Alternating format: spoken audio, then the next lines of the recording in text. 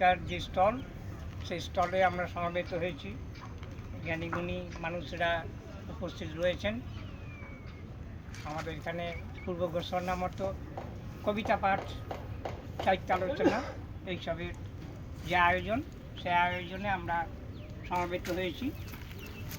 আমি স্বপ্নের করিডোরের এই উদ্যোগকে সাধুবাদ জানাই।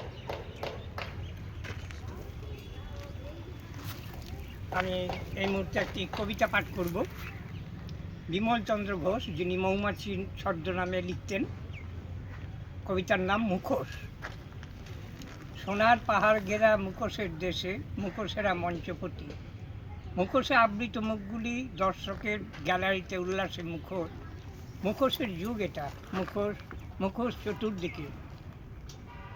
শুয়োরের চামড়া ঢাকা, মাথায় মোষের শিং, ভাড়ামির ক্লিব অঙ্গরাখা, সূচিশুভ্র সভ্যতার সর্বাঙ্গে জড়ানো। মিহি মিহি বচনের সিকি, ইঞ্চি অর্ধ ইঞ্চি অমায়িক বর্বর ভাষণ মুখোশের মুখে